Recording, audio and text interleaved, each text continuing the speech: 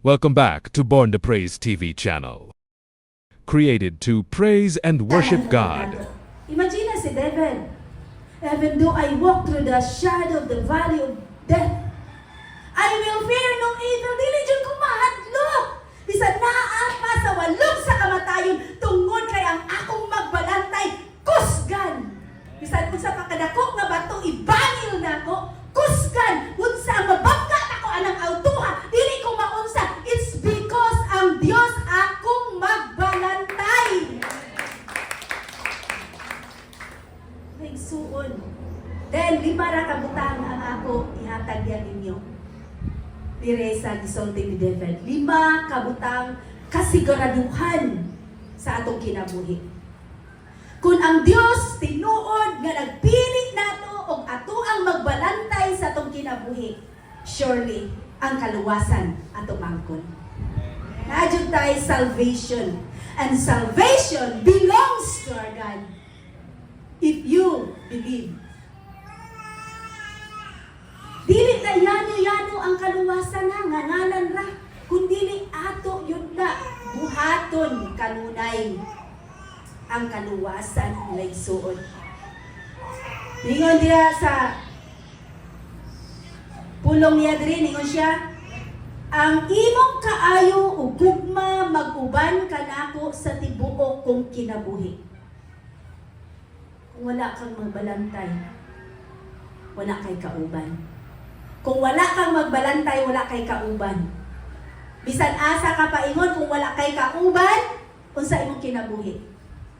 Laay, hadlok, kuyawan, dili ka barog, dili ka ampo, dili ka daig, dili ka simba, ano man, wala kay kauban. Kay ang Dios Espiritu, kinanglan ang Espiritu, mangambuhi or magpuyo, mananahan, magpundo diri sa atong kinabuhi, aron bisag asa ta, doon tay kauban ang Dios. Para dili ta mahadlok. Once na ang kahadlok na anato, makabato na tag kabalaka. Once na ang kabalaka na anato, magproblema na ta. Once na ang problema na anato, magkasakit na ta. Once na ang sakit na anato, di na ta kalakaw. Once na dili na ta kalakaw, depressed na ka. Kung depressed na ka, magpakamatay na ka. Kung wala kay, magbalantay. Pero kung kanunay na akag magbalantay, bisan perting layo ato, bitbit pa kag bata, kaya nimong moari. It's because ang imong magbalantay, kauban nimo kanunay, aron lang imo siyang pasalamatan, simbahon sa tibuok nimong kinabuhi. Whether layo ka or dukol, kaya nimong alagaran ang Dios. It's because imong gideclare nga ang Dios tinuod nimong magbalantay. Kasiguraduhan ang kaluwasan na naalihan. Nagsuon. Ang kaluwasan atong mabatanan pinaagi sa atong buhi nga Dios. So nindot kaayo nga masabtan nato nga ang kasiguraduhan sa atong kinabuhi nga luwas kita. Usa man sige tag simba nga wala natin kasiguraduhan nga luwas ta. Una nga usahay dili ta makapadayon kay una-una gaduwa-duha ta. Luwas ba ako? Panalipdan ako sa Ginoo, tagama ko niya kalanuon sa matag adlaw. Unya, Pasko naman, wala man naging bugas. So dili ka nag-alangani na kasi kung kinabuhi, wala ni kong ginumduman nga dili mabuhi ang tao sa panlamang. Kung dili sa matag pulong sa Dios.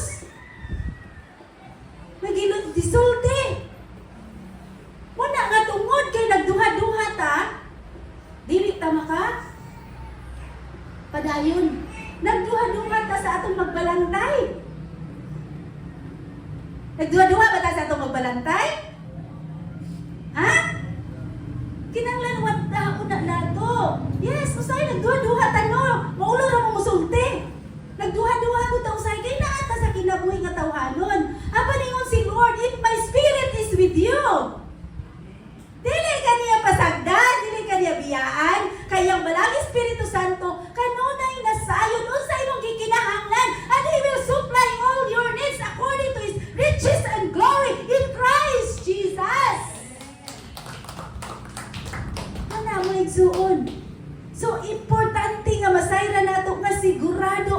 atong kinabuhi. Anaa ni Kristo, kinsa nagpakamatay nato? Si Kristo. Aron lang maunsa ka, maluwas. Kung nituo ka nga si Kristo nagpakamatay dito sa krus sa Kalbaryo, aron lang ka maluwas. So angayanin mo siyang duulon, simbahon, mudangog niya, musalig niya, mga ipasaylo niya, o kalagaran siya sa tibuok ni mong kinabuhi. Sama ni David. Na iyang maggarantay. Pero say, grabe no, ka na magduwa-duwa, no, lisod ka na magduwa-duwa yun. Ka na mabalaka dyan ka. Kaya no, si Gideon gani. Grabe gani siya gaduwa-duwa. Lord, kung luwason ko, Diyos ko, kung luwason ko nimo. Kinanglan kanina sa gawas na ako gibutang nga ka ng panin sa karniro. Kinanglan mahubod ni og yabog. Ang yuta mamala. Ano siya, nakigsabot siya sa Diyos. Kinanglan ang yuta mala, apan, kaning murang ingani ba o? Kinanglan, mabasa ni siya sa yabog. Ana si Gideon. Karon pagkabuntag, mata siya, nagdala siya mata. Hala, kay basak man jud kaayo. Pero ang yuta mala. Then, iyan na po, ningon na po siya nga. Diyos ko, mga ayaw na po mo. Kinanglan. Kani, mala. Pero ang yuta, basta kasi katuong may katumutungok rakuhan, na siya sa Maghuhukom, Judges mo na maghuhukom, Maghuhukom chapter 6 verse 37 to 39. Ito kayo na kay nakigsabot siya sa ginito, kay kadua-duha siya. Ala, kay pagkamata niya karon kay ang basa kay ng yuta. Tapos ang kana, mapanit sa karniro, mala. Ingana ta usahay sa itong kinabuhi. Lord, musimbang ko Lord, kung ayuhon nimo niya akong gibati karon. Hala, kay wala mo dyan na ayo. Ay, dili naman ko musimba, dili man day katinuod, Lord. Lord, musimba na dyan ko, Lord, kung kanang makakita. Kani, yan sa ako ang testimony nila ako sa akong igsuon. Lord, simba dyan ko basta ako, maayo na ko na akong anak nga maoperahan na dyan na siya. Kaya na may problem sa iyang tiyan. Lakay wala man. Wala ka siyang simba ang tagkaroon. Kaya dili ko nung tinuod ang Diyos. Yung anak ta sa itong kinabuhi usahay, nagsuon. Bisan pag-desisyon nato nga magsimba sa Ginoo, gaduha-duha ta. Ito kaya nakatutok ta sa mga butang nga itong makita. Nakatutok ta sa mga butang nga makabalda sa atong pag-alagad sa Ginoo. Pero si David, asa siya nakatutok. Pili to nga sibog si David sa pakigsangka niya ni Goliath. Imagino ni mo taas kaayo siya. Ya siguro si David, pari-pariho rabi na ni Juan, ni Kivet, Tinggamaya. Kaya di siya kadaog sa armadura ni Saul. Matumba man siya, may bukat kaayo. So yan, gibalibaran. Kaya ang una-una ni Saul, kani may makapildi ni Goliath, kani mga armadura niya. Pero sa inyo ni David, no, hindi ko ana. Ang makapildi ana niya, ang Diyos sa Israel. So ang Diyos sa Israel, ang Diyos na itong galagaran karon sama sa Diyos ni David. So kung naatay, gitinguha sa itong kinabuhi, tinud-anon nato, siguradoon nato nga ang pagpakamatay ni Jesus Christ dito sa krus sa Kalbaryo aron sa pagluwas sa mga tao, siguradoon nato nakita na.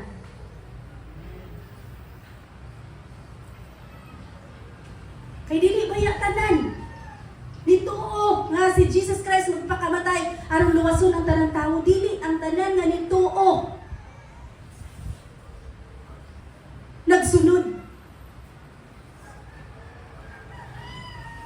Muna nga ato jud buhaton nga kanang pagpakamatay ni Jesus Christ apil ta ato. Kay kung apil ta ato, kanunay na ma-reflect sa atong kinabuhi nga di gidi ay ko angayan ni undang pag-ila sa Ginoo. Tud kay apil ko sa plano sa Dios.